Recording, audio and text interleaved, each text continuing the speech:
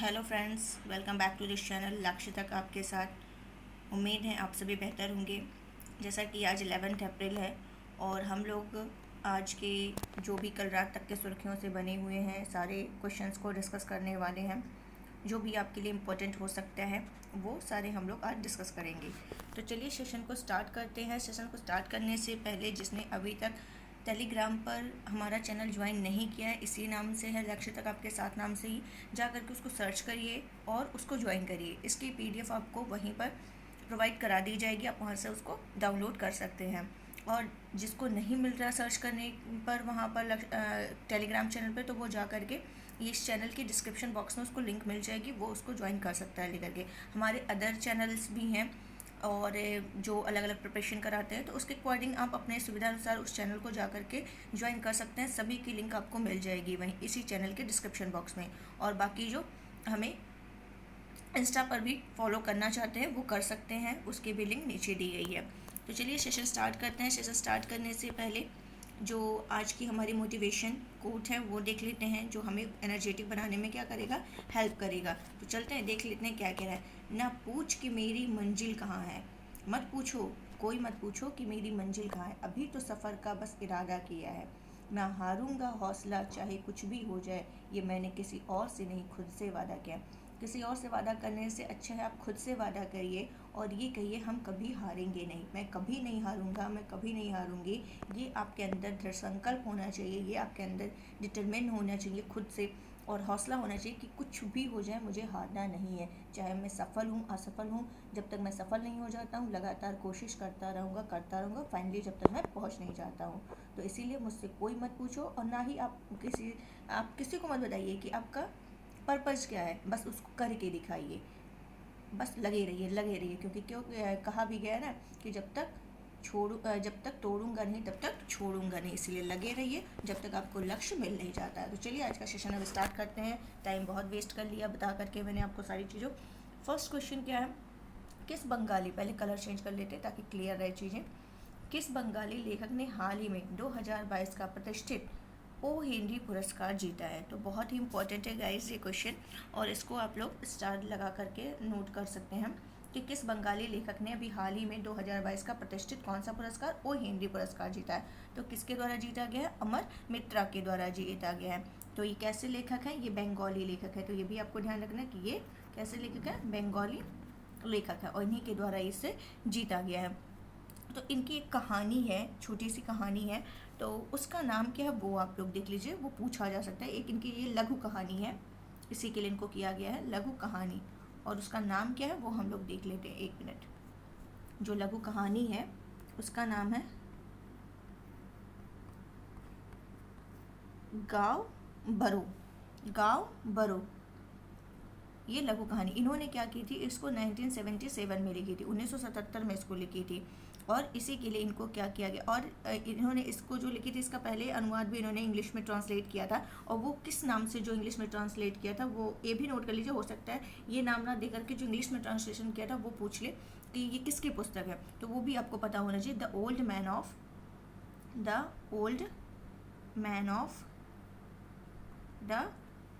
Of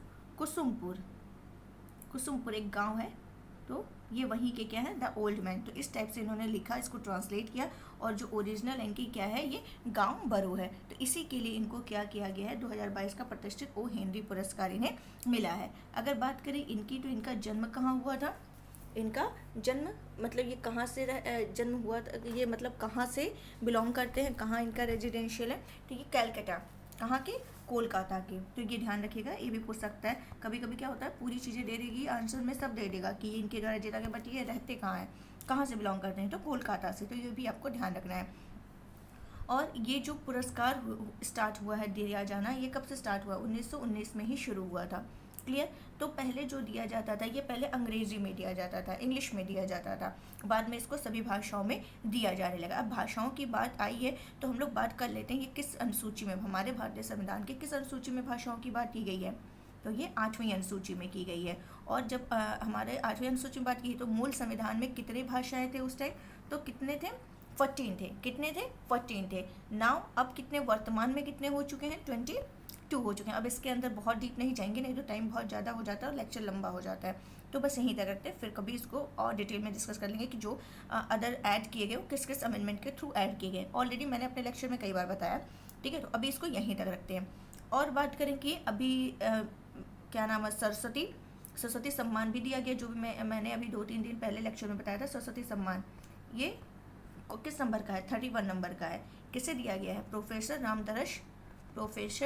Ram Darash मिश्र को ये पुरस्कार प्रदान किया गया। तो ये भी ध्यान रखिएगा, बहुत ही इंपॉर्टेंट है। और ऑस्कर फिल्म किसको दी गई? किस फिल्म को दी गई? कोडा को दी गई। और ऑस्कर फिल्म जो इस बार पुरस्कार दिया गया, ऑस्कर अवार्ड, ये किस नंबर का था? 94 नंबर का था। तो ये सारे आप ध्यान रखिएगा, कहीं ना कहीं आपसे पूछा जा सकता है। नेक्स्ट क्वेश्चन क्या है देख लेते हैं। केंद्रीय आरक्षित पुलिस बल का शौर्य दिवस हर साल कब मनाया जाता है? तो जो सीआरपीएफ है, इसका शौर्य दिवस हर साल कब मनाया जाता है? तो कब मनाते हैं हम लोग? 9 अप्रैल को मनाया जाता है। क्यों मनाया जाता है? तो ये जो सीआरपीएफ के जो जवान हैं उनको श्रद्धांजलि के रूप में दिया गया, श्रद्धांजलि के रूप में ये दिवस मनाया जाता है, उनको याद करने के लिए जो शहीद हुए थे। एक्चुअली हुआ क्या था, और इस बार हाँ ये देख लेते हैं कि इस नंबर का मनाया जा रहा है, 57 नंबर का ये मनाया जा रहा है। हुआ क्या था 1965 में जो सीआरपीएफ की एक छोटी सी टुकड़ी कहाँ जाती है? गुजरात के कच्छ के रण में वहाँ एक पोस्ट है, सरदार पोस्ट जिसको कहते हैं। तो वहाँ पर पाकिस्तानी सेना ने क्या कर दिया था? अटैक कर दिया था। तो इसी के लिए ये जो सीआरपीएफ है वहाँ जाकर के इन पर पाकिस्तानियों को हराती है। और वहाँ पाकिस्तानी सैनिकों को उनके जवानों को 34 पाकिस्तानी सैनिक थे, उनको ये मार देते हैं। और इसी में क्या करते हैं, जो सीआरपीएफ के 6 कर्मी थे वो भी शहीद हो जाते हैं। तो उन्हीं को याद करने के लिए, उनकी शहादत को याद करने के लिए क्या किया जाता है? 9 अप्रैल, ये टाइम था 9 अप्रैल 1965, 9 अप्रैल 1965 में ये हुआ था। इसीलिए इस दिन क्या करते हैं? शहीद दिवस, ये आरक्षित पुलिस बल का शौर्य दिवस के रूप में मनाते हैं। अगर बात करें सीआरपीएफ की, तो ये भारत का सीआरपीएफ जो है ये भारत का सबसे बड़ा क्या है? केंद्रीय सशस्त्र पुलिस बल है। केंद्रीय सशस्त्र पुलिस बल है। तो ये क्लियर हो गया होगा। और ये किसके तहत काम करता है? गृह मंत्रालय के अंतर्गत आता है। तो रक्षा मंत्रालय मत लगा दीजिएगा, क्योंकि ये किसके अंतर्गत आता है? गृह मंत्रालय के अंतर्गत आता है। और इसका काम क्या है, इसका भूमिका क्या है? तो ये राज्य हो या केंद्र शासित प्रदेश हो, उनके कानून व्यवस्था को बनाए रखने के लिए और जो उग्रवाद है उनके निरोध के लिए पुलिस के संचालन में क्या करता है? पुलिस की हेल्प करता है। तो उम्मीद है इतने सारे आपको फैक्ट क्लियर हो गए होंगे। अगर बात करें सीआरपीएफ के हेडक्वार्टर कहाँ है, तो वो कहाँ है? न्यू दिल्ली में है। कहाँ पर है? न्यू दिल्ली में है। क्लियर। और इसका गठन कब हुआ था? 27 जुलाई 1939 को हुआ था। और इसका आदर्श वाक्य क्या है? केंद्रीय रिजर्व पुलिस जो है उसका आदर्श वाक्य क्या है? सर्विस यानी सेवा और क्या? वफादारी। सेवा और वफादारी। वैसे ये हर सबको ये अपनाना चाहिए कि सेवा भी करें और वफादारी भी होनी चाहिए।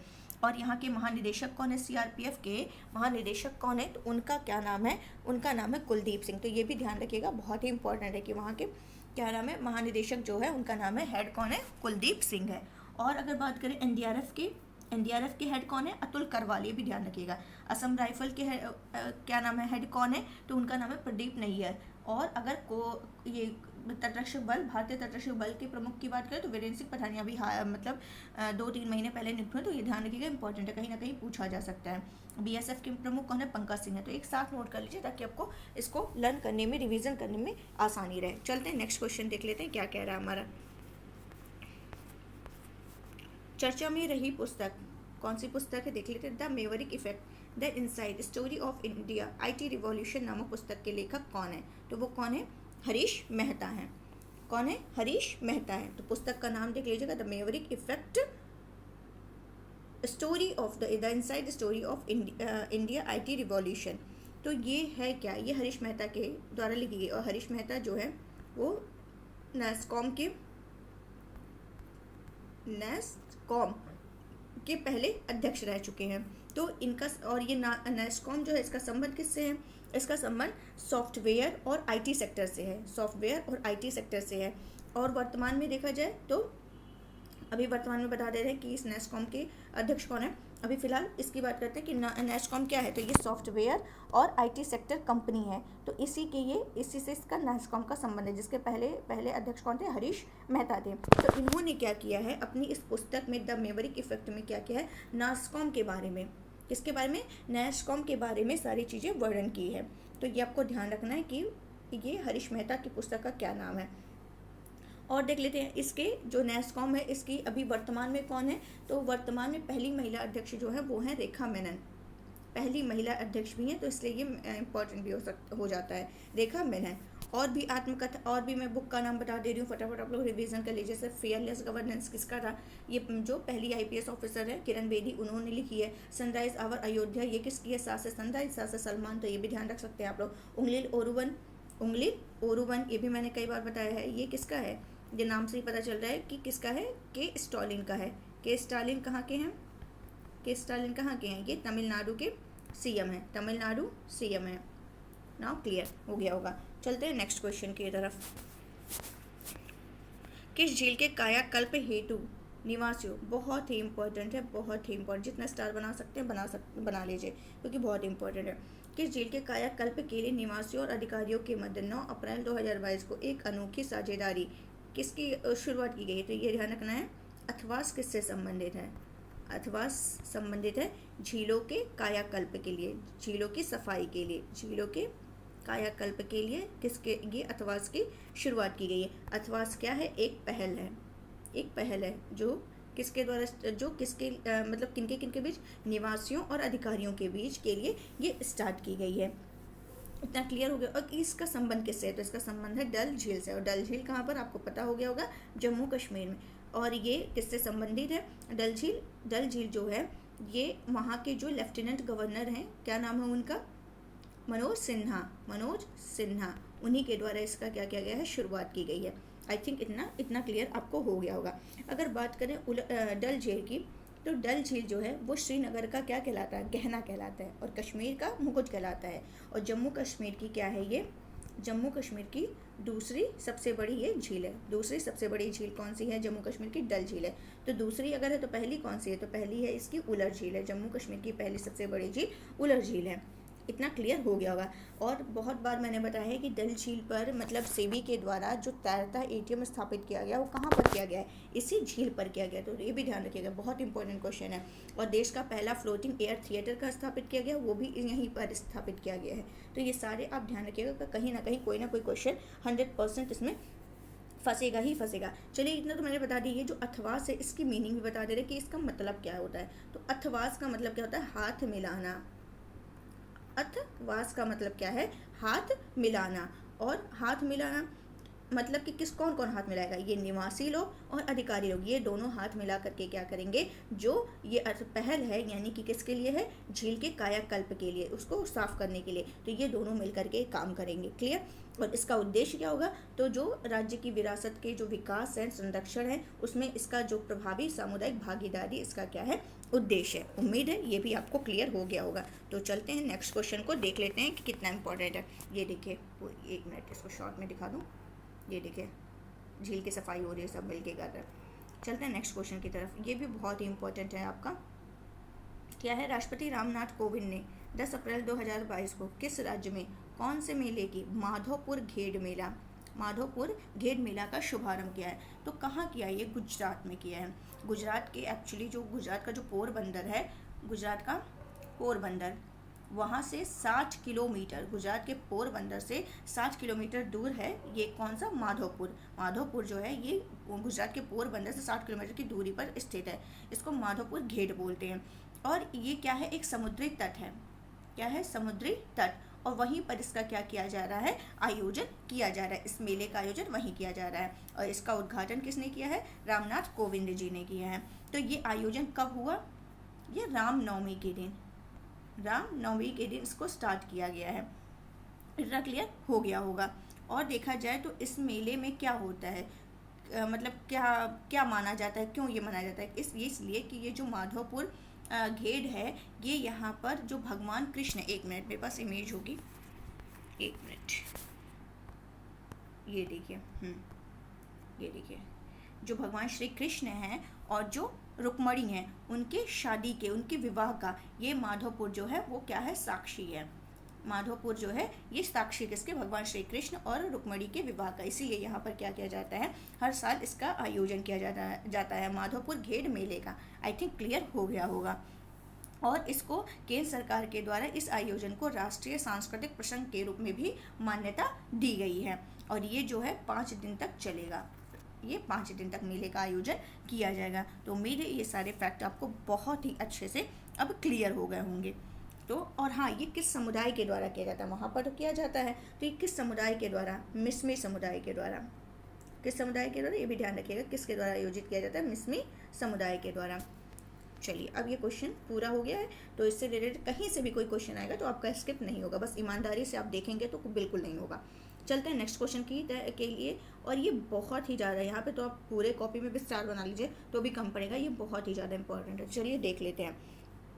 डीआरडीओ ने कहाँ से सॉलिड फ्यूल डक्टेड, क्या कह रहा है, solid fuel ducted ramjet booster का 8 अप्रैल 2022 को सफल परीक्षण किया गया है। तो कहाँ से ये किया गया है, चांदीपुर ओडिशा से किया गया है। क्लियर, कहाँ से किया गया है। और पहले ही तो ये ध्यान रखना, चलिए एक फैक्ट को हम लोग समझते हैं अच्छे से। एक मिनट, थोड़ा स्पेस ले लेते हैं। किसके द्वारा किया गया है, डीआरडीओ के द्वारा। कहाँ से किया गया है, ओडिशा। परीक्षण कहाँ से किया गया है, ओडिशा के चांदीपुर से। किसका किया गया है डीआरडीओ के द्वारा, SFDR, मतलब solid fuel ducted ramjet booster का क्या गया है, सफलपूर्वक क्या किया गया, परीक्षण किया गया है।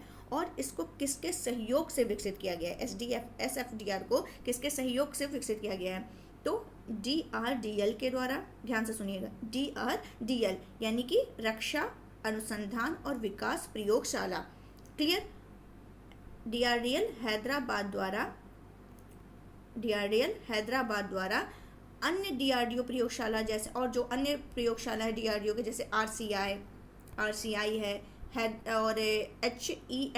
है, HEMRL पुणे, इनके सहयोग से इसको क्या किया गया है, विकसित किया गया है। फिर से इसको बता दूं किसके किसके सहयोग से इसको किया गया है, तो अनुसंधान और विकास प्रयोगशाला हैदराबाद द्वारा। डीआरडीओ की जो अन्य प्रयोगशाला हैं, जैसे कि क्या देखा जाए तो है, जो अभी मैंने बताया कि कौन कौन से हैं, RCI हैं, HEMRL है, तो इन सभी के द्वारा क्या किया है, इसको विकसित किया गया।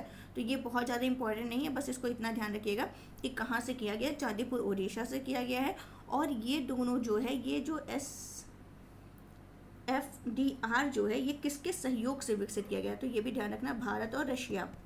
ये बहुत इंपॉर्टेंट लाइन मैंने आपको बताई है कि भारत और रूस के सहयोग से ये क्या है, विकसित। और ये है क्या, एक मिसाइल प्रणोदन तकनीकी है, मिसाइल प्रणोदन तकनीकी है। किसके द्वारा, भारत और रशिया के सहयोग से विकसित मिसाइल प्रणोदन तकनीकी है। और ये किस पर काम करती है, रैमजेट इंजन की तकनीकी पर ये क्या करती है, कार्य करती है। और ये जो ये क्या करेगी, जो मिसाइल्स हैं उनको सुपरसोनिक, मैंने 3 गति बताई थी आपको, सबसोनिक, सुपरसोनिक, हाइपरसोनिक। तो ये क्या करेगी, ये जो सुपरसोनिक है, ये जो सुपरसोनिक है उस गति पर अत्यधिक रेंज में क्या करेगी, हवाई खतरों को रोकने में क्या करेगी, ये सक्षम बनाएगी। और सेकंड फैक्ट क्या है कि ये जो प्रणाली होगी ये ठोस ईंधन वाले रैमजेट इंजन का यूज़ करती है। कौन से ईंधन वाले, ठोस ईंधन। तो ये ध्यान रखिएगा, ये इंपॉर्टेंट है कि किस ईंधन का, ठोस ईंधन वाले रैमजेट इंजन का उपयोग करती है। रैमजेट जो है वो जब उड़ान के दौरान ये क्या करते हैं, ठोस प्रणोदक वातावरण से क्या करते हैं, ऑक्सीजन का यूज़ करते हैं। तो ये बहुत इंपॉर्टेंट लाइन थी, इसको आप ध्यान रखिएगा। और रैमजेट जो है वो एयर ब्रीदिंग जेट इंजन का एक रूप होता है। रैमजेट क्या है, एयर ब्रीदिंग जेट इंजन का रूप होता है। इतना आपको क्लियर हो गया होगा। जो क्या करती है, बिना किसी संपीड़क के आने वाली हवा को संपीड़ित करने के लिए जो वाहन है उसको क्या करती है, फॉरवर्ड मोशन का यूज़ करती है, जिससे क्या होगा, दबाव उत्पन्न होता है। तो बहुत ज़्यादा बस में आपको यही ध्यान रखना है किस सिद्धांत पर काम करता है, रैमजेट इंजन सिद्धांत की अवधारणा पर आधारित है। भारत और रशिया के सहयोग से विकसित एक मिसाइल प्रणोदन तकनीकी है जो क्या करती है, सुपरसोनिक गति पर जो हवाई खतरे आएंगे उनको रोकने में सक्षम बनाएगी। और थर्ड क्या मैंने बताया कि ये ठोस ईंधन वाले रैमजेट इंजन का क्या करती है, यूज़ करती है। तो इतना आप ध्यान रखिएगा, आपका क्वेश्चन स्किप नहीं होगा, हो जाएगा, आपका क्लियर हो जाएगा। नेक्स्ट क्वेश्चन क्या है, किस कंपनी ने देश का पहला सुपर ऐप 7 अप्रैल 2022 को लॉन्च किया। तो किसके द्वारा लॉन्च किया गया, ये थोड़ा सा न्यू है। चलिए देख लेते हैं अब इसको भी एक एक करके। बहुत ही इंपॉर्टेंट ये भी है कि जो 7 अप्रैल को किसके द्वारा किया गया है, तो टाटा समूह के द्वारा किया गया है। टाटा समूह के द्वारा इन्होंने क्या ऐप लॉन्च किया, सुपर ऐप नियो लॉन्च किया है। और ये जो नियो है, ये जो ऐप नियो है, इसमें होगा क्या, तो इसमें आप इसको क्या कर सकते हैं, प्ले स्टोर से डाउनलोड कर सकते हैं पहला। और इसका क्या है, इसका लक्ष्य क्या है, ये अपने जो इनका डिजिटल डिवीज़न है उसको क्या करना है, विस्तारित करना है, ताकि वो क्या कर सके जो और भी जो हमारे कंपनी है जैसे अमेज़ॉन, फ्लिपकार्ट, रिलायंस के समूह के जो जियो मार्ट जैसे बाजार के जो भी हैं उनके साथ ये लोग क्या कर सके, प्रतिस्पर्धा कर सके। तो ये जो टाटा का जो ये नियो ऐप है, ये क्या करेगा, इससे होगा क्या, ये जो स्टार्ट किया है तो इससे होगा क्या। तो अभी एक मिनट, शायद मेरे पास इमेज हो, नहीं है, सॉरी, बट कोई नहीं, मैं इसको एक्सप्लेन कर दे रही हूँ। देखिए अच्छे से कि ये जो ऐप होगा एक प्लेटफॉर्म होगा, क्लियर, एक प्लेटफॉर्म होगा जहाँ पर आप क्या कर सकते हैं, हवाई जहाज, होटल, मेडिसिन और जो किराने का सामान सभी क्या कर सकते हैं, एक साथ ले सकते हैं। तो यहाँ पर ये सारे आपको एक साथ ही होगा। इवन यहाँ का इसका यूज़ आप कार मतलब कार को भी किराए पर ले सकते हैं, ये सारे इसमें, मतलब कि अगर इन शॉर्ट कहा जाए तो ये क्या है, ऑल इन वन प्लेटफॉर्म है जो कंपनी के सभी सेवाओं को क्या करेगी, एक साथ इस ऐप में ले आएगी। उम्मीद है अब आपको क्लियर हो गया होगा। तो किसके द्वारा किया गया है, टाटा समूह के द्वारा किया गया है। टाटा समूह के द्वारा तो किया गया है। तो ये जो टाटा समूह है ये वहाँ के कौन है, अभी हेड बनाए गए हैं, CEO बनाए गए हैं। एक मिनट, मैंने आपसे डिस्कस भी किया था, वो उनका नाम है चंद्रशेखरन। तो ये भी इम्पोर्टेंट है। तो इन्हीं के द्वारा क्या किया गया है, इस ऐप को लॉन्च किया गया है ताकि जितने भी जरूरतमंद सेवाएं हैं उनको एक ही स्थान पर लाया जा सके। तो चलिए क्लियर हो गया होगा, एक बार फिर से देख लीजिए। देश का पहला सुपर ऐप है जो टाटा नियो जिसका नाम है। नेक्स्ट क्वेश्चन चलते हैं, बहुत इंपॉर्टेंट है ये भी। हाल ही में जारी ग्लोबल विंड रिपोर्ट 2022 के अनुसार 2021 में कितनी पवन ऊर्जा स्थापित की गई है। तो चलिए इसको भी एक एक करके देखते हैं, बहुत ही इंपॉर्टेंट है ये टॉपिक भी आपका। तो पहले देख लेते हैं कि ये जो क्या कह रहा है, जारी ग्लोबल विंड रिपोर्ट 2022 के अनुसार 2021 में कितनी पवन ऊर्जा स्थापित की गई थी। तो किसके मतलब कितनी की गई थी, तो पहले ये देख लेते हैं इन्होंने रिपोर्ट में बताया क्या। तो 2021 में जो रिपोर्ट आई इसमें ये बताई कि 2021 में जो पवन ऊर्जा क्षेत्र का दूसरा सबसे बड़ा वर्ष है। क्या मैंने बोला कि 2021 में पवन ऊर्जा क्षेत्र का दूसरा सबसे अच्छा वर्ष था, ये दूसरा था। तो पहला कब था, तो पहला जो है वो 2020 था। 2020 जो है पहला सर्वश्रेष्ठ वर्ष घोषित किया गया था पवन ऊर्जा स्थापित करने के लिए। तो ये पहला है और सेकंड वर्ष जो है 2021 है, ताकि क्या किया जा सके, और ये पवन ऊर्जा प्रतिष्ठानों को क्या है, तेज़ी से बढ़ाने की आवश्यकता है। अभी भी क्या है, पवन ऊर्जा प्रतिष्ठान को तेज़ी से बढ़ाने की जरूरत है, जिससे क्या हो सके, जो हमारा नेट ज़ीरो गोल है उसको क्या किया जा सके, हासिल किया जा सके। ये तो क्लियर हो गया। लेकिन ये जो रिपोर्ट में ये सारी बातें की गई, इसको प्रकाशित कौन करता है, कौन जारी करता है, तो ये जारी करता है GWEC। मतलब G से हो गया ग्लोबल, W से हो गया विंड, E से हो गया एनर्जी, एंड C का मतलब हो गया council. Global wind energy council के द्वारा इसको प्रकाशित किया जाता है। तो इसमें यही बताया गया कि जो 2021 है उसमें 93.6 गीगावाट क्षमता स्थापित की गई थी। और वहीं 2020 की बात करें तो ये 95.3 गीगावाट थी। यानी फर्स्ट नंबर पर ये और सेकंड नंबर पर 2021 आपका रहेगा। अभी क्या हुआ है, जो पवन ऊर्जा की संचयी क्षमता है वो बढ़ करके कितनी हो गई है, 837 गीगावाट हो गई है। तो ये भी ध्यान रखिएगा, ये भी इम्पोर्टेंट है। तो इसमें यही कहा गया है कि जो मौजूदा गति है इसमें अगर 2030 तक पवन ऊर्जा क्षमता जो है वो नेट जीरो और जो 1.5 डिग्री सेल्सियस तक ग्लोबल वार्मिंग को सीमित करने के लक्ष्य को हासिल करने में हम सक्षम नहीं हो पाएंगे। ये कहा गया रिपोर्ट में कि जो हमारी ये गति है प्रेजेंट टाइम में जो चल रहे हैं जिस स्पीड से, उस हिसाब से तो 2030 तक जो पवन ऊर्जा क्षमता है वो नेट जीरो और 1.5 डिग्री सेल्सियस तक जो ग्लोबल वार्मिंग है उसको सीमित करने का जो लक्ष्य है उसमें सक्षम नहीं हो पाएंगे। तो 2050 तक जो शून्य लक्ष्य है उसको पूरा करने के लिए हमें क्या करना पड़ेगा, जो वैश्विक पवन ऊर्जा प्रतिष्ठान है उसको चौगुना करना होगा, तभी हमारा लक्ष्य हम पा सकते हैं। तो उम्मीद है ये भी आपको क्लियर हो गया होगा। अभी कुछ दिन पहले वायु गुणवत्ता रिपोर्ट जारी हुई थी, उसमें सबसे प्रदूषित देश कौन सा बताया गया था, बांग्लादेश बताया गया था। तो ये भी ध्यान रखिएगा। चलते हैं नेक्स्ट क्वेश्चन। अंतर्राष्ट्रीय अंतरिक्ष स्टेशन के लिए 8 अप्रैल 2022 को पहला निजी, ये भी पहला है तो ये भी आपका क्या इंपॉर्टेंट है, निजी अंतरिक्ष यात्री मिशन किसके द्वारा लॉन्च किया गया है, तो किसके द्वारा किया गया है, ये नासा के द्वारा किया गया है, नासा के द्वारा। तो ये जो मिशन लॉन्च किया गया उसका नाम क्या इन्होंने रखा है, AX1। AX1 का मतलब क्या है, ये एक्स है, AX1 इसका नाम रखा गया एक्सियोम। एक्सियोम, एक मिनट मैं यहाँ लिख दे रही हूँ ताकि क्लियर रहे, axiom, axiom, axiom mission, axiom mission. AX1 का मतलब एक्सियोम मिशन। ये क्या है, पहला अंतरिक्ष मिशन होगा और ये अगर देखा जाए तो इंटरनेशनल स्पेस स्टेशन ISS का भी यह पहला पूरी तरह से क्या है, निजी अंतरिक्ष यात्री मिशन है जिसको नासा क्या करेगा, लॉन्च करेगा। और इसमें जो रॉकेट यूज़ होने वाला है वो कौन सा रॉकेट यूज़ होगा, फाल्कन 9। फाल्कन 9 ये किसकी है, स्पेस कंपनी की है, स्पेस एक्स कंपनी की है। स्पेस एक्स कंपनी किसकी है, एलन मस्क की है, जो कि बहुत दिन से क्या है, चर्चा में चल रहे हैं, तो ये ध्यान रखिएगा। और इसमें क्या किया जाएगा, ये जो अंतरिक्ष यात्री मिशन है तो इसमें सबसे पहले किसको भेजा जा रहा है, तो अमेरिका के ह्यूस्टन स्थित जो एरोस्पेस फर्म एक्सियोम स्पेस है उसने नासा के एक पूर्व वैज्ञानिक हैं उनको और 3 समाज सेवी हैं उनको ये वहाँ पर भेजने की पूरी तैयारी हो चुकी है। तो ये आपको मैंने पूरा सब कुछ बता दिया है। और ये जो अमेरिका का फ्लोरिडा स्थित कैनेडी स्पेस सेंटर है उसके लॉन्च कॉम्प्लेक्स 39A से इसको क्या किया जाएगा, रवाना किया जाएगा। तो बहुत ज़्यादा ये ध्यान रखिएगा कि वो कहाँ से किया जाएगा ये सब तो नहीं मतलब है, लेकिन ये किसने लॉन्च किया, ये है क्या, तो ये बस आपको याद रखना है। चलते हैं नेक्स्ट क्वेश्चन की तरफ।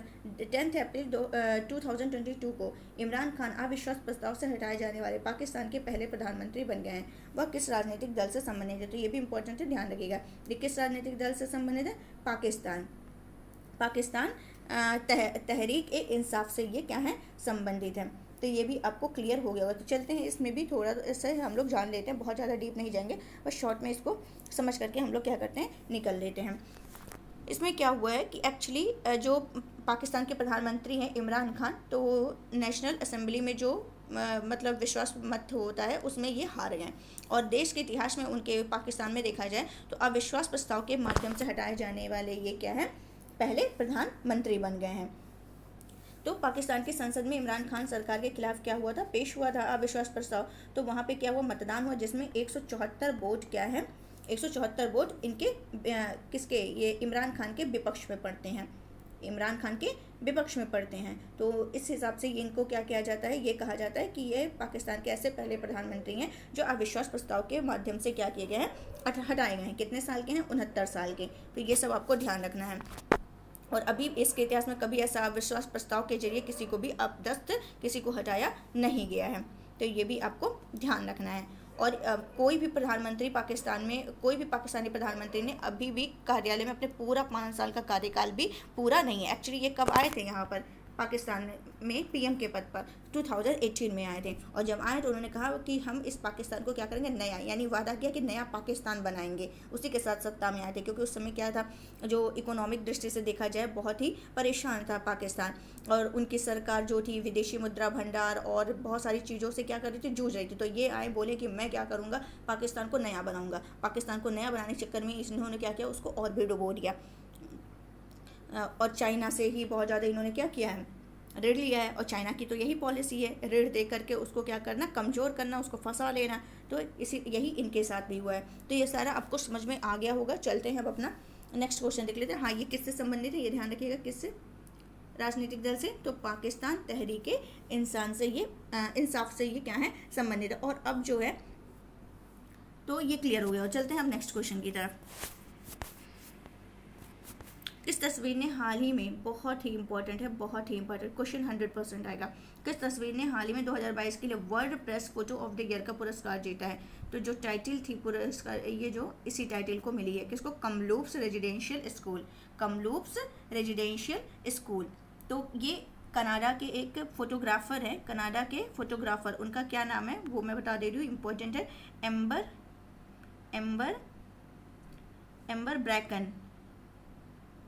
ब्रैकन, कनाडा के फोटोग्राफर है एम्बर ब्रैकन। तो इन्हीं के द्वारा क्या किया गया है, ये कमलूप्स रेजिडेंशियल स्कूल का जो टाइटल का इन्होंने फ़ोटो बनाया था, इन्हीं को ये पुरस्कार मिला है, WordPress photo of the year का पुरस्कार मिला है। तो इसमें एक्चुअली है क्या, ये चलिए देख लेते हैं। ये आपको दिख रहा होगा, ये बहुत ही मार्मिक है। एक्चुअली हुआ क्या था वहाँ पर कि क्या कहते हैं, वहाँ जो कोलंबिया है, ब्रिटिश कोलंबिया, एक मिनट, ब्रिटिश कोलंबिया, तो वहाँ के कमलूप्स इंडियन रेजिडेंशियल स्कूल में दुर्व्यवहार से, बीमारी से कम 200 से अधिक बच्चे क्या गए थे, मारे गए थे। तो उन बच्चों की याद में ये क्या किया गया है, क्रॉस और उन बच्चों की क्या है, ड्रेस है, इन बच्चों के ड्रेस इस पर क्या है, लटकाए हुए दिखाए गए हैं। तो इसी को क्या किया गया, इसी को यहाँ पर ये पुरस्कार दिया गया है। कौन सा पुरस्कार दिया गया है, WordPress photo of the year 2022 का किसको दिया गया है, कमलूप्स रेजिडेंशियल स्कूल, जिसके फोटोग्राफर का क्या नाम है, एम्बर ब्रैकन नाम है। तो ये आपको क्लियर हो गया होगा। अगर बात करें कि photo story of the year किसे दिया गया है, photo story of the year पुरस्कार किसने जीता है, तो ऑस्ट्रेलिया के फोटोग्राफर है, उनका नाम है मैथ्यू एबॉट, एक मिनट, मैथ्यू एबॉट, उन्हें दिया गया है। तो ये सारे आप ध्यान रखिएगा। और ये हर साल इसको दिया जाता है ये अवार्ड, और ये किसके द्वारा आयोजित की गई है, डच फाउंडेशन वर्डप्रेस फोटो द्वारा ये आयोजित की जाती है, डच फाउंडेशन वर्डप्रेस फोटो द्वारा आयोजित की जाती है। और इसमें ये पुरस्कार जो है फोटोग्राफर को दृश्य पत्रकारिता के में योगदान देने वाले जो भी सर्वश्रेष्ठ एकल एक्सपोजर होते हैं उनके तस्वीरों को ये क्या करता है, पुरस्कृत करता है। तो उम्मीद है ये भी आपको बहुत ही अच्छे से क्लियर हो गया होगा। तो चलिए आज के लिए बस इतना ही, रिवीजन नहीं करेंगे आज क्योंकि लेक्चर बहुत लंबा हो गया है ऑलरेडी।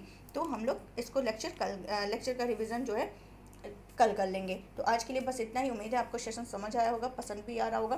तो इसको लाइक करिए, शेयर करिए और सब्सक्राइब करना बिल्कुल मत भूलिए। Thank you so much.